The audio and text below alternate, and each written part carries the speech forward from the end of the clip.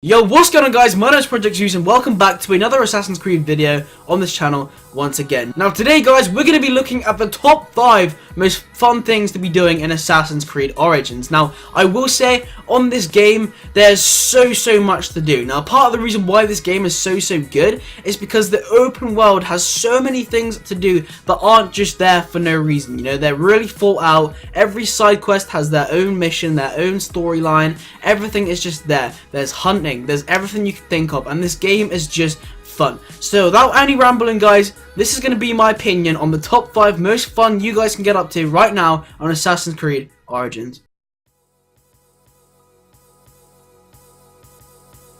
Okay guys, so coming in at our number 5 spot on this top 5 list, this is going to be the bandit camps all around the Assassin's Creed Origins map. Now these things are incredibly fun, especially if you're a low level player, because basically, if you didn't know, you will get these little bandit camps hidden around the map. Now, they're all over the place. You can use Senu, and what there is it basically consists of, not a lot, but it's fun, a captain, a chest, and there's some rebels usually that they need your help to rescue them. So basically what you do is, you go in, you kill a few enemies, you look for the treasure. I mean, if you're lucky, you might get yourself a nice weapon, you might get some shit coins, you know. It's completely RNG based, but there you go. Also, as you'll see, there is rebels in these cages. Now, if you get them out, they will actually attack other knights. Now the only thing that's kind of weird about this is once you've completed the location, it doesn't become yours just like on other Assassin's Creed games. It doesn't become hit or anything like that. It still goes back to normal. So if you come back here, there will be enemies there. The location will just be completed. Now these things range from beginner players to advanced players. Now what I mean by this is on the map these things will have a rank. Now 1 spear will be fairly easy, 2 spear will be medium, and yeah, you guessed it, the last spear, 3 spears, will be fairly hard. Now even though this is fairly hard, like in quotations, is because there will be sometimes little bosses. Now they're not going to be anything special, they're not going to be like anything like that, spoilers, like that big ass fucking snake that slid around and fuck shit. Yeah, it's not going to be nothing like that. It's just going to be like slightly more health enemies, and they're going to give you a little bit of a tough time, but you guys will be fine because you know what, you have good stuff. Now anyway guys, that is going to be the 5th spot on this list, so without further ado, let's just get straight into that number 4 spot. Alright guys, now this next one's probably going to surprise a couple of you, but just hear me out. If you are also making YouTube videos, YouTube content, you'll know that thumbnails are a major important thing to your videos. Now, with this thing, with this tool, the camera mode, right? Just hear me out before you click on this video and dislike. This thing is a godsend, not just for YouTubers, I will say. If you happen to like sick photos, it's literally like having Instagram back in Egypt. It's literally like having Instagram back in Egyptian times. Let me just tell you, if Bayak had Instagram, my man would have bare followers. I am not even joking. But this guys, if you have not used the camera mode yet, I 100% recommend that you do, because say you're about to get a really cool kill, you're on top of a pyramid, you're riding a horse, you're just in the shop, I don't know what you're doing, okay, but trust me guys, this thing will help you out. You can change around with the saturation, the tint, the exposure, way too many settings to make as much photos as your heart's content. And I can tell you, going back to the YouTube side, I have so many thumbnails just from in-game alone, it's actually crazy. But yeah, kind of a weird one, but 100% guys, I honestly do think that you should try this out. Alright guys, so getting into the number 3 spot now, getting down to the top 3, we have actually got something that, if you didn't know, was in Assassin's Creed 2, and back then it was really good, but in this it's back and it's better than ever, and it's in its hometown, literally. If you didn't know, tombs are everything about Egypt. That's literally what they are. The Great Pyramids, there's tombs everywhere in Egypt. Now in Assassin's Creed, there's no exception. These things are everywhere, and they are packed, and I mean packed, with loot, treasure, legendary weapons, rare weapons, epic weapons, you name it. There's good shit in these things. I think this one you're seeing on stream now, after we got done looting it, we had an upgraded shield, an upgraded sword, and an upgraded bow in one tomb. And there's hundreds of these things. Okay, maybe not hundreds, but anyway, there is a lot of these things. I'll name a few of them now so you guys can actually go see them in game if you want. Head over to Giza and there will be 2 pyramids, the Great Pyramids of Giza. They both each have their own individual tomb. The one I'm in now, you won't get till later game, but yeah, honestly, these things are so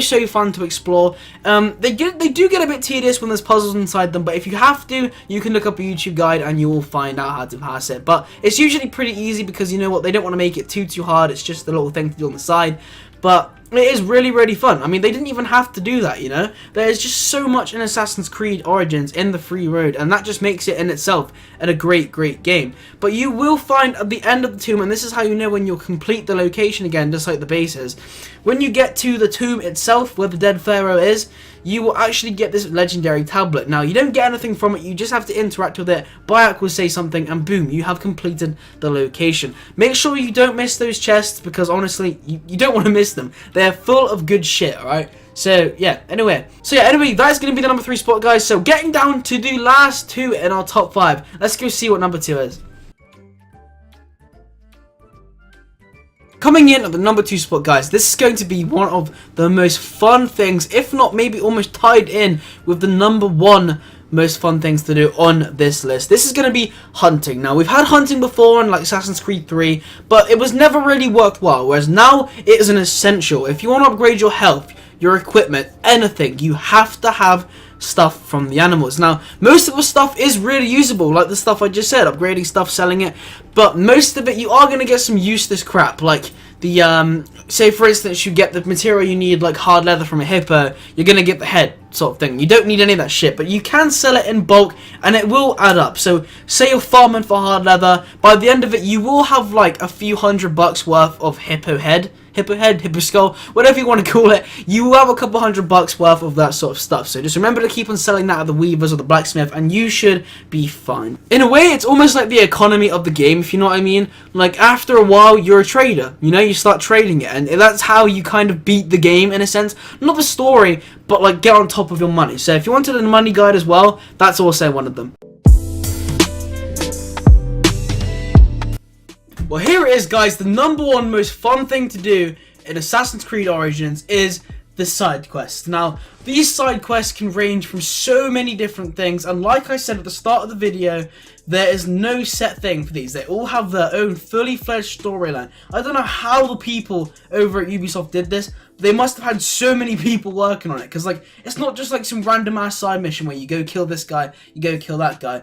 There's a lot of like their own people. Like, there's one girl that there's one mission that I did before. There was this woman, and it was about her baby doing rituals, and there's like whole 3 missions just about this one NPC in the whole game, just about doing these rituals for her. And you fight a massive boss, the Snake of Anubis, which I did mention before in the video before.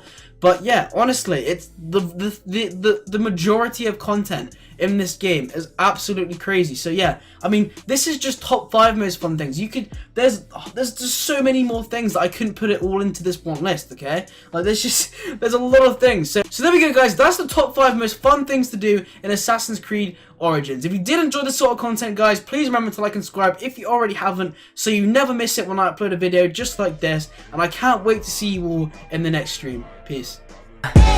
Last night, life been way too rad, right? I've been making hits and making tracks, you know that mad like I've been feeling way too fucking savage, and my parents saying that I'm living way too fucking lavish. No more broke days are grown, no more throwing shake that shit. I finally quit, like my job, take it back. Summertime I reminisce.